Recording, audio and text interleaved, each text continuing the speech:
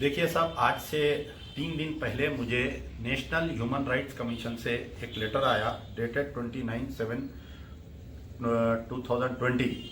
तो national human rights commission का जो लेटर आया है ये आलेर एनकाउंटर के ताल्लुक से है, जो तेलंगाना स्टेट में वरंगल और हैदराबाद के बीच में एक मुकाम आता है आलेर। वहाँ पर आज से कुछ दिन पहले 7 अप्रैल 2015 यानी 5 साल पहले एक फर्जी एनकाउंटर में तेलंगाना पुलिस की तरफ से 5 मुस्लिम लड़कों को मार दिया गया था। सैयद वक़ारुद्दीन, मोहम्मद अमजद, मोहम्मद जाकिर, डॉक्टर हनीफ, इजहार खान, ये लोगों को मार दिया गया था।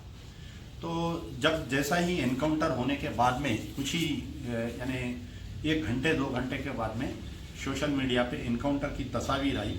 तो ये तस्वीर देखने के बाद में ही ये पता चल सकता था कि ये एनकाउंटर फर्जी और स्टेज मैनेज है, कोल्ड ब्लडेड एनकाउंटर है बोलकर। तो आप देखिए कि हाथ में हथकड़ी है और ये बच्चे का एनकाउंटर हो गया विखार का। ऐसे ही और जितनों का भी एनकाउंटर हुआ था सबके सरों में गोली लगी हुई थी, सर में, पीठ में, और सबके हाथ को पैर को गोली लगी हुई थी। तो पुलिस का इल्ज़ाम ये था कि ये लोग भागने की कोशिश करे, कुछ पेशाब के लिए रुके थे, उसके बाद में कांस्टेबल की किसी की बंदूक खींच के भागने की कोशिश करें तो हम जवाबी कार्रवाई में इनका एनकाउंटर करें। तो अब आप ये बोलिए मेरे को कि ये लोग जो है A1 सिक्योरिटी में थे, हाई सिक्योरिटी प्रिजनर्स थे। जेल में भी इनको अलग रखा जाता था और बाज़ाब्ता एनकाउंटर से कुछ दिन पहले चारलापल्ली जेल से ये लोगों को वरंगल जेल शिफ्ट करे, जो आखिरी बदनाम जेल है वहाँ पर, जहाँ पर मुसलसल मुसलमानों को जुल्म किया जा रहा है कई दिनों से, वो जेल में रखे और एक सुनसान इलाके पे रोक के इनका इनकाउंटर कर दिए। तो एक तो हाथ में हथकड़ी थी, फिर दूसरा ये है कि ये A1 सिक्योरिटी थी। A1 सिक्योरिटी के मायने क्या है, अगर इनको नामपल्ली कोर्ट में, अगर पेशी में, अदालत में इनको लाते तो इनकी जब तक पेशी नहीं होती वहाँ पर concern Nampally SHO, task force, counter intelligence, ये लोग कोर्ट में मौजूद रहते जब तक ये बच्चे पेशी से वापस नहीं जाते। और जब इनको जेल से बाहर निकालते तो हाथ में हथकड़ी, पैर में हथकड़ी डाल के एक मुलजिम के लिए 5 कांस्टेबल, एक सब इंस्पेक्टर को सिक्योरिटी दे के निकालते और बाज़ाब्ता इनको गन लगा के ये लोग नहीं भागना। और ये लोग अंदर आने के बाद में फिर बस में इनको चेयर पे हैंडकफ कर देते। तो इनका एनकाउंटर कर दिया। हम शुरू दिन से बोल रहे हैं कि भाई ये एनकाउंटर फर्जी है। अब सबसे बड़ी चीज़ ये है कि ये लोग मुलजिम कह के थे कि इनको क्यों गिरफ्तार किया गया था। जुमला जो है तकरीबन ये केस में जो है इन लोगों के ऊपर जो केसेस थे कि 17 मई 2009 के दिन, 17 मई 2009 के दिन जो है एक के बालास्वामी होम गार्ड को किसी ने गोली मारा था। आपके फलकनुमा टर्निंग के ऊपर एक पुलिस वाले को गोली मारे थे, जो मक्का मस्जिद ब्लास्ट की 2nd एनिवर्सरी के दिन, यानी मक्का 18 मई 2007 को मक्का मस्जिद का ब्लास्ट हुआ। उसके बाद में जो 2009 जो 2nd एनिवर्सरी आई थी उस दिन एक पुलिस वाले को गोली मारे थे। फिर 4 मई 2010 के दिन कोई वी रमेश कांस्टेबल को जो है वालका होटल की टर्निंग पे किसी ने गोली मारा था। तो और एक जो है कोई ई सेवा सेंटर की राबरी हुई थी 16 जनवरी 2003 के दिन। तो जुमला 15 या 14 कुछ मुस्लिम बच्चों को गिरफ्तार करे थे, जिनमें से सैयद वक़ारुद्दीन, मोहम्मद अमजद, मोहम्मद जाकिर, डॉक्टर हनीफ, इजहार खान और 6 बच्चे थे इसके अंदर।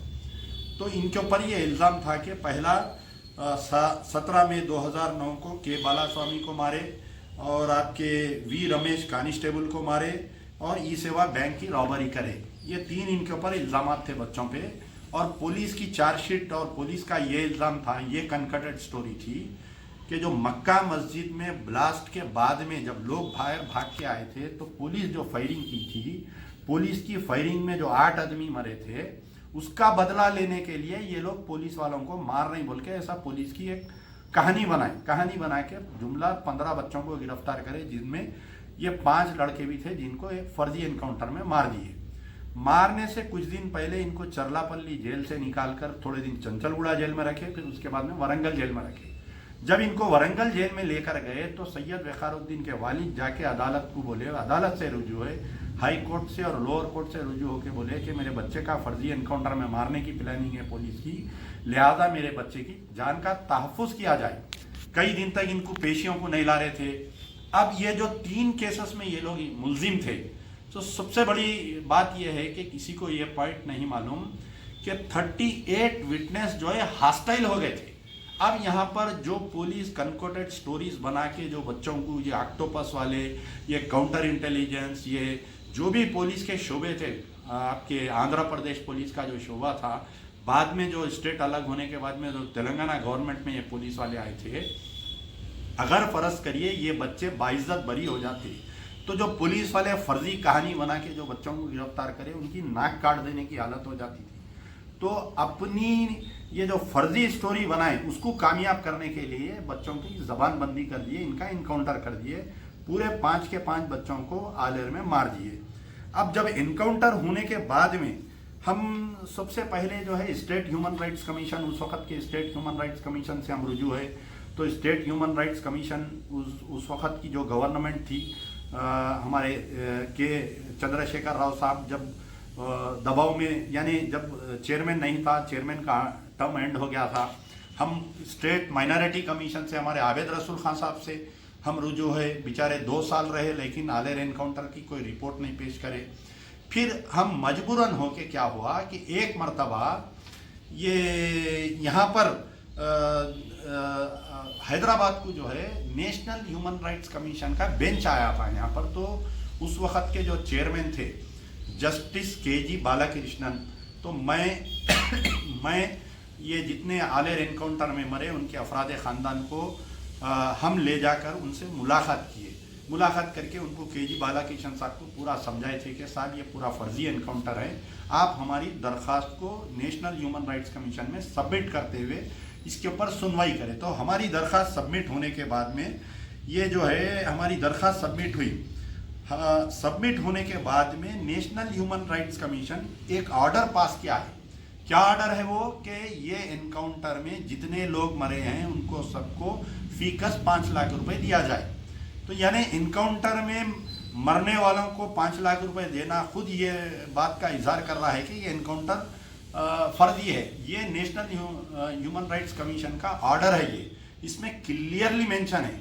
और ये ऑर्डर जो है, ये ऑर्डर की कॉपी गवर्नमेंट ऑफ तेलंगाना को NHRC वाले 12/7/2018 को पहली मरतबा लिखे, फिर उसके बाद में 9/10/2018 को एक मरतबा लिखे, फिर आपके 16/1/2019, 4/6/2019, 12/9/2018, 26/6/2019, यानी मुसलसिल 6 मरतबा national human rights commission government of Telangana के चीफ सेक्रेटरी को ये लेटर लिख रही है कि फीकस 5 लाख रुपए दे के हमारे को ऑडियो वीडियो CD फाइल जो भी है उसको आप भेजिए। लेकिन government of Telangana was not responding, national human rights commission को जवाब ही नहीं दे रही थी। तो मजबूरन ये हुआ कि परसों नेशनल ह्यूमन राइट्स कमीशन आखिरी वार्निंग दी उनको, अगर आप मजबूरन जो है 26/6/2019 के दिन हमारे चीफ सेक्रेटरी या गवर्नमेंट ऑफ तेलंगाना 4 हफ्तों का टाइम पूछे। वो 4 हफ्ते भी चले गए, अभी तक नहीं दिए। तो ये जो है पब्लिक में लेटर को लाना पड़ रहा है।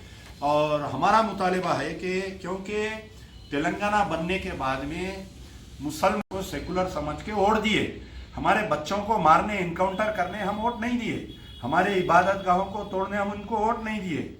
अब उस वक्त जब एनकाउंटर हुआ तो हमारे महमूद अली साहब डिप्टी चीफ मिनिस्टर थे। अब सबसे पहले जाके एनकाउंटर के बाद में उनसे मुलाकात किए, बोले कि साहब आप डिप्टी चीफ मिनिस्टर है, आपके तेलंगाना में, आपके सेकुलर पार्टी में, आपके सेकुलर चीफ मिनिस्टर की पुलिस ऐसा करी, आप इसकी इंक्वायरी डालो। तो पहले तो उन्होंने ये बोले कि ये एनकाउंटर नहीं फर्जी नहीं हो सकता, ये एनकाउंटर हकबा जानिब है, बोल के एनकाउंटर को हकबा जानिब करार दिए। इनकाउंटर को हकबा जानिब करार देने के बाद में बहुत जब गड़बड़ हुई तो एक स्पेशल इन्वेस्टिगेशन टीम का ऐलान करे गवर्नमेंट ऑफ तेलंगाना की तरफ से। एक स्पेशल इन्वेस्टिगेशन टीम का अमल में आया। एक GO इश्यू हुआ 13/4/2015 के दिन Sandeep Shandilya IPS, Shahnawaz Kasim special SP Khammam, Shri M Dayanand Reddy, M Ramana Kumar ACP, L Raja Venkat Reddy inspector, Shri S Ravinder. ये देखिए मेरे पास जो है स्पेशल इन्वेस्टिगेशन टीम का जियो है। अब ये हमारे संदीप शंडलिया यहाँ पर है, डीजीपी प्रिजन तेलंगाना है। शाहनवाज कासिम साहब डीजीपी प्रिजन्स आंध्रा है। ये दूसरे लोग कहाँ हैं नहीं मालूम, लेकिन ये स्पेशल इन्वेस्टिगेशन टीम का ऐलान होने के बाद में एक मर्तबा भी ये टीम जाके आलेर पे जहाँ पर इनकाउंटर हुआ उसका मायना नहीं की, एक मर्तबा भी वो विक्टिम की फैमिली से नहीं मिले। आज इनकाउंटर होके 5 साल हो गया, स्पेशल इन्वेस्टिगेशन टीम का ऐलान होके 5 साल हो गया, इसकी रिपोर्ट नहीं आई। बराए नाम जो है, अब आप यहाँ पर डिप्टी चीफ मिनिस्टर मुसलमान है और एक बड़ी सियासी ताकत जो है मुसलमान है। यहाँ पर मजलिस इत्तेहादुल मुस्लिमीन के असदुद्दीन ओवैसी है। हिंदुस्तान में कहीं भी अगर एनकाउंटर होता या खास तौर पे बीजेपी कोई रियासत में हुआ तो सबसे पहले इन्हों नेशनल मीडिया में आ जाते। जिस वक्त आलेर का एनकाउंटर हुआ थोड़े दिन के बाद में भोपाल का एनकाउंटर हुआ, तो भोपाल के एनकाउंटर के बारे में एनडीटीवी पे आके बयान दिए, लेकिन आज की तारीख तक असदुद्दीन ओवैसी एक मर्तबा भी पार्लियामेंट में इस मसले को नहीं उठाए, क्योंकि इनकी फ्रेंडली गवर्नमेंट है टीआरएस, इन्हों गवर्नमेंट में पार्टी है, टीआरएस की तायद में है, इसलिए वो एनकाउंटर की बात को हमेशा से जहां पर से गवर्नमेंट की तरफ से दबाया गया, वहां पर से हमारे जितनी मुस्लिम पार्टियां हैं, उलमा, मशाइखीन सब मिलकर इस बात को दबाए, सब इन शहीदों की बात को दबाते आ रहे हैं। 2014 में इलेक्शन हुआ, 2015 में एनकाउंटर हुआ, बराए नाम मजलिस के एमएलए अकबरुद्दीन ओवैसी या कोई एमएलए 0 ओवर में आवाज उठाते। 0 ओवर के मायने क्या है मेरे भाई, कि कोई चीफ मिनिस्टर कोई मिनिस्टर जवाब नहीं देता आपको, उसको बोलते 0 ओवर। उसमें ठहर के आवाम को बेवकूफ़ बनाना, जैसा ही तकरीर करते साहब आलेर एनकाउंटर की रिपोर्ट अभी तक पेश नहीं हुई। अरे भाई, आपकी सियासी कुव्वत इतनी है, आप खुद तकरीरों में बोलते कि हम जिसको चाहे उसको तख्त पे लिटा दे सकते, जिसको चाहे उसको तख्त पे बिठा सकते, तो आपकी वो कुव्वत कहाँ पर गई बताइए। आलेर एनकाउंटर के मुलजिमीन को, ये शोधाओं को आप क्यों इंसाफ नहीं दिला रहे। मजलिस में एक एमपी है, 7 एमएलए है, और फिर बड़े हैरत की बात मेरे भाई कि ये जितने बच्चे हैं ना, ये पूरे एक इजहार खान को छोड़ के सारे हैदराबाद पार्लियामेंट के रहने वाले हैं। अकबरुद्दीन ओवैसी के इलाके के हैं, शेर के इलाके के, शेर के पिंजरों में से बच्चों को लेके जाके इनकाउंटर कर दिए। शेर खामोश बैठा हुआ है, शेर नाकारा हो गया। हमारा शेर को क्या हो गया समझ में नहीं आ रहा, हमारे असदुद्दीन ओवैसी साहब को क्या हो गया नहीं मालूम।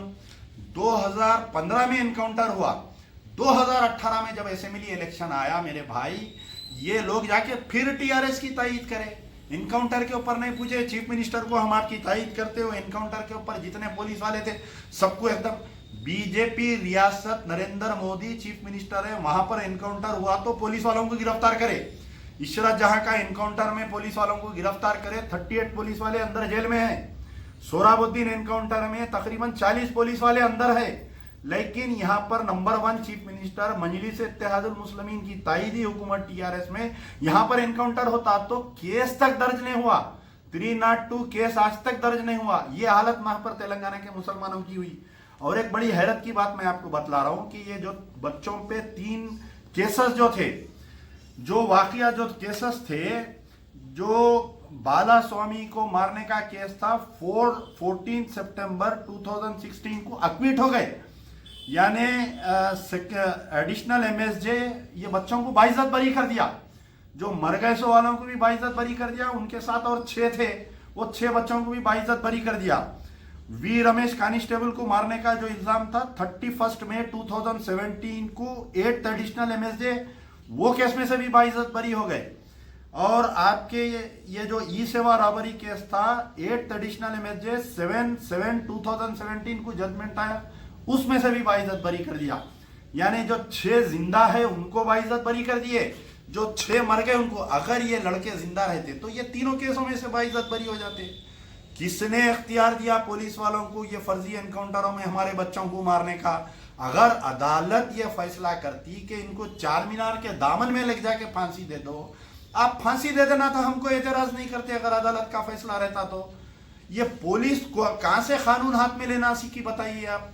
इनकाउंटर कर दिए, मार दिए, दफना दिए बच्चों को, कोई पुरसाने हाल नहीं है। खैर, मैं नेशनल ह्यूमन राइट्स कमीशन को सलाम करता हूं, और वो जो उलमा मशाइखीन, खास तौर पर जमात इस्लामी हिंद, तामीर मिल्लत, सुन्नी उलमा बोर्ड, जितने लोग उलमा मशाइखीन जितने भी तायद करे, तो अभी भी चांस है। मैं अभी भी उनसे बोल रहा हूं कि ये नेशनल ह्यूमन राइट्स कमीशन के फैसले के पेश नजर आप जाके चीफ मिनिस्टर से मिलिए। साहब, आप तो बच्चों को मार दिया आपकी पुलिस, अब ऑर्डर आया ना साहब, नेशनल ह्यूमन राइट्स कमीशन के जजेस ये दिए कि 5 लाख रुपए फीस दियो, और उन बच्चों को जो मारे पुलिस, 17-18 जो पुलिस वाले, उनको गिरफ्तार करो। अगर ये मुतालबा नहीं करे तो याद रखो, जितने भी लोग टीआरएस की तायद कर रहे हैं, खास तौर पर टीआरएस के जो मुस्लिम कायदीन हैं, महमूद अली, जितने चेयरमैन हैं, जितने एमएलसी है, रोजे महशर, याद रखो ये बात मेरी अमजदुल्ला खान की, ये शोधाएं तुम्हारा दामन पकड़ेंगे उस दिन, ये शोधाएं तुम्हारा दामन पकड़ेंगे। असदुद्दीन ओवैसी का, अकबरुद्दीन ओवैसी का रोजे महशर अल्लाह रहेगा। ये शोधा पुकार पुकार के बोलेंगे, अल्लाह, ये हमारे कायदीन थे, हमको फर्जी एनकाउंटर में मार दिए। अमजदुल्ला खान लड़के जाके फैसला लाया था एनएचआरसी से, लेकिन ये लोग खामोश थे, हुकूमत के गिरगुड़ बने हुए थे।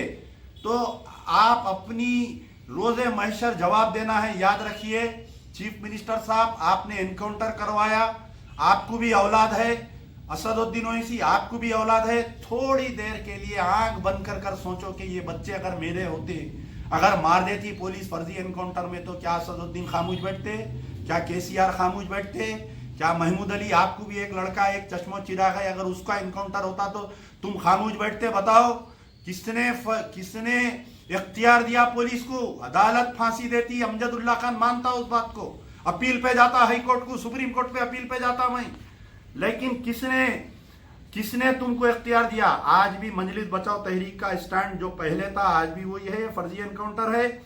फौरी इस जजमेंट को ऐलान करना चाहिए। आने वाले 7 सितंबर से असेंबली है मेरे भाई, ये मसले को उठाओ। मजलिस के एमएलए, टीआरएस के एमएलए, कांग्रेस से एमएलए से मेरी गुजारिश है कि इस मसले को उठाना चाहिए, इन शोधाओं को इंसाफ दिलाना चाहिए।